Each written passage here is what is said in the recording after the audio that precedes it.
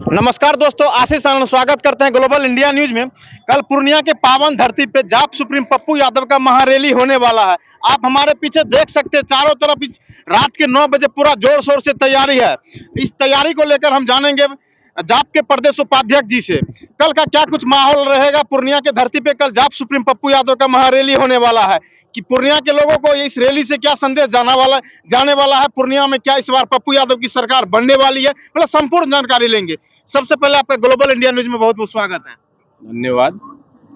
और जिस प्रकार से आप देख रहे हैं, मैदान को सजाया और संवारा जा रहा है, जिस प्रकार से प्रभु श्री राम का 14 वर्षों का वनवास खत्म कर वह लौटे थे, ठीक उसी प्रकार से हमारे नेता माननीय राजेश रंजन और पप्पू यादव जी लगभग 20 वर्षों के बाद पूर्णिया की धरती पर लौटे हैं। आपको ज्ञात होगा, ये पूर्णिया में ही ये पले बढ़े हैं, जन्म भी इनका यहीं हुआ है और लगातार इस मिट्टी के लिए और यहाँ के लोगों की लड़ाई, यहाँ से लेके देश के राष्ट्रीय पंचायत लोकसभा में लगातार इनको आपने देखा होगा कोसी सीमांचल के लिए लड़ते हुए। हमें लगता है कि जहाँ पे ये पूर्णिया को छोड़ के गए थे आज से 20 साल पहले, पूर्णिया जस के तस उसी जगह पे आज भी अटका हुआ है। उसकी जो विकास की जो गाड़ी है, जो रफ्तार है ना, वो वहीं पे थम गया है। तो इसलिए लोगों का विशेष आग्रह था कि हमारा बेटा है पप्पू यादव, पूरे देश में सेवा के लिए जाना जाता है, लोगों की मदद के लिए जाना जाता है, किसी को निराश करके कभी नहीं लौटाता। नेता का जो होता है गुण, वो है ही नहीं इस व्यक्ति के अंदर। यह सेवक की भूमिका में आप कभी भी दिन हो या रात, हमेशा जब ये कहीं अवेलेबल हो पूर्णिया में या पटना में या दिल्ली में, तो जनता को ये नहीं कभी कहते कि अभी रात है, 9 बज गया, 12 बज गया, आप क्यों आ गए, ऐसा नहीं कह सकते। ये उसी समय उसी क्षण उनकी समस्या का समाधान निराकरण करने का प्रयास करते तुरंत। और आप लोगों को ज्ञात होगा कि इस प्रकार की स्थिति किसी नेता के अंदर तो हम लोगों ने नहीं देखा है अभी तक के जीवन में, कि कोई नेता आपके दुख में तुरंत खड़ा हो जाए और आपकी समस्या को अपनी समस्या समझकर उसका निराकरण करने का प्रयास करे। ऐसा नेता तो पूरे देश में नहीं है, ये आप लोगों को भी महसूस होता होगा। तो पप्पू यादव ने तय किया है कि हमको पूर्णिया लोकसभा की जनता ने हमको बुलाया है, हाँ, हम अपने धरती पे लौटे हैं और आखिरी दम तक जो आखिरी सांसें उनकी होंगी वो भी पूर्णिया के धरती पे ही वो लेना चाहते हैं।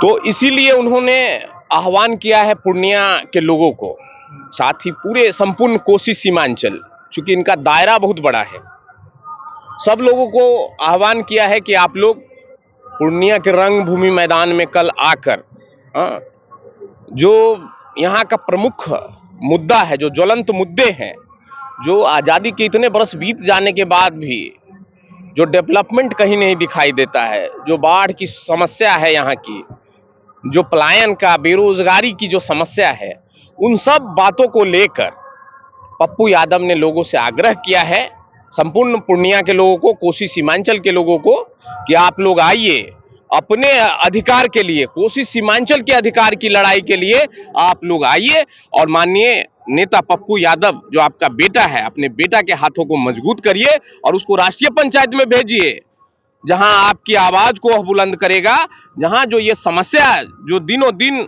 बनी हुई है, इन सब चीजों का निराकरण करने का वह प्रयास निश्चित तौर पे करेगा। इन्हीं बातों को लेकर पप्पू यादव ने लोगों से अपील किया है और आपके माध्यम से हम लोग भी अपील करते हैं कि जहां भी हम लोगों को सुन रहे हो, जो भी लोग देख रहे हो, वो सब लोग पूर्णिया की ओर आ जाएं। चूंकि पूर्णिया का यह जो रंगभूमि मैदान है, वो एक बड़ी सभा का साक्षी बनने वाला है।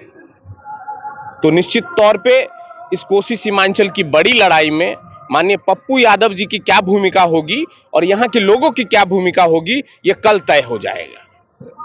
पप्पू यादव को यदि पूर्णिया की जनता इस बार मौका देगी तो पूर्णिया में जितने भी कारखाने हैं, उद्योग सब है, पूर्णिया एयरपोर्ट है, पूर्णिया से लंबी दूरी के लिए ट्रेन नहीं है, वो सब क्या फिर से चालू हो सकता है? क्योंकि पप्पू यादव जी के समय ही बनमनखी चीनी मिल बंद हुआ था। क्या पप्पू यादव इस बार चुनाव जीतते हैं तो बनमनखी चीनी मिल शुरुआत होगा उसका?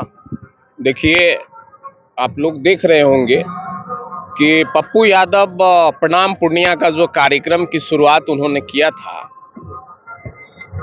तो साथ ही एक हैंडबिल भी लोगों के बीच बांटवाने का काम किया था। उसमें कुछ प्रमुख मांगे हैं जो यहाँ के लोगों की है, जो यहाँ के लोग लगातार उसके लिए बात करते रहे, अपने नेताओं से कहते रहे हैं, लेकिन वो मांग पूरा नहीं हो सका है। पप्पू यादव ने कहा है कि बाढ़ की जो समस्या है उसका निराकरण कैसे हो, तो उसके लिए नेपाल और बिहार में जो कोसी नदी का जो प्रवेश स्थल है, उस पर डैम बनाया जाए, कि हाई डैम का निर्माण किया जाए। जो ये बाढ़ की जो समस्या बनी रहती है, पूरे बरसात में जो टापू बन जाता है कोसी सीमांचल, उससे वो निजात दिलाना चाहते हैं, वो उनकी लड़ाई है। दूसरी बात है जो पिछड़ापन है, जो गरीबी है यहाँ के लोगों का, वो चाहते हैं कि स्पेशल पैकेज मिले कोसी सीमांचल के लोगों को, जिससे कि यहाँ उद्योग धंधे लग सके, लोगों को रोजी रोजगार की तलाश में यहाँ से सुदूर प्रदेश में ना जाना पड़े, जहाँ भाषा के आधार पर, क्षेत्र के आधार पर उसको अपमानित प्रताड़ित ना होना पड़े। इसलिए पप्पू यादव ने मांग किया है और संकल्प लिया है कि आपको विशेष आर्थिक पैकेज कोसी सीमांचल के लोगों को देना ही होगा। ये दूसरा मांग है। तीसरा मांग आपने कहा एयरपोर्ट। अभी हाल ही में गए थे, एक बड़े नेता देश के हैं, उन्होंने कहा कि यहाँ चालू कर दिया है उन्होंने एयरपोर्ट। आपके सामने भी है जगह, आप एयरपोर्ट कहाँ है आप लोग बता सकते हैं, मीडिया के साथ ही है। चूनापुर में है, जो कि अभी तक चालू नहीं हुआ, और उनका सरकार का ही तो रहा है कि झूठ फैलाना, उनका काम और कुछ भी नहीं है। झूठ फैलाना, धार्मिक उन्माद फैला देना, लोगों को दिग्भ्रमित कर देना, नौजवानों को दिग्भ्रमित करके उनका वोट ले लेना, सिर्फ उनका उद्देश्य है। आपने देखा होगा कि 10 बरस पूरा होने को है उनके सरकार का, 10 मिनट भी कोसी सीमांचल के सवाल पर कभी उन्होंने कोई बैठक नहीं बुलाई होगी, ये हम दावे के साथ कह सकते हैं। तो इस प्रकार की स्थिति है। पप्पू यादव ने संकल्प लिया है कि आपकी जो ये मांग है, ये जो लड़ाई है, इसको हम लड़ेंगे, और यहाँ एयरपोर्ट बनाना ही पड़ेगा, यहाँ एयरपोर्ट चालू ही करना पड़ेगा। पप्पू यादव के मंच पे कल किस किस दल के नेता लोग शामिल होंगे, पूर्णिया की जनता ये जानना चाहती है। जी, मैं आपको स्पष्ट कर दूं कि पप्पू यादव का स्वयं का एक दल है, जिसका नाम है जन अधिकार पार्टी लोकतांत्रिक, ठीक है। और पप्पू यादव हमेशा जो धार्मिक उन्मादी ये जो सरकार है केंद्र में बैठा हुआ, जो झूठ परोसती है, उसके खिलाफ लगातार मुखर रहे हैं, वो लड़ते रहे हैं उसके खिलाफ।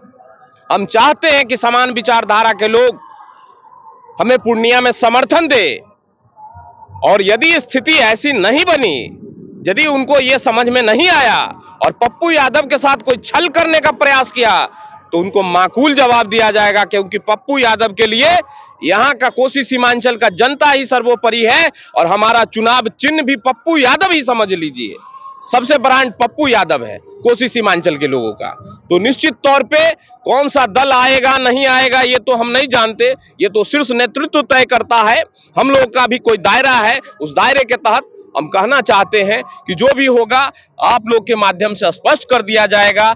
लेकिन वर्तमान समय में हमारे नेता मजबूती से खड़े हैं यहाँ कोसी सीमांचल के विकास के लिए, यहाँ के लोगों के ज्वलंत मुद्दे जो समस्या है उसकी लड़ाई लड़ने के लिए वो यहाँ पर उपस्थित हैं, और लोगों से सहयोग की अपेक्षा रखते हैं कि लोग उनके हाथों को मजबूत करें, अपने बेटा को मजबूती से राष्ट्रीय पंचायत में भेजें। क्या जिस तरह से इससे पहले जो कुछ कुछ पार्टी लोग का रैली हुआ था, उसी तरह कल रंगभूमि मैदान पूरी तरह से लोगों से भर जाएगा?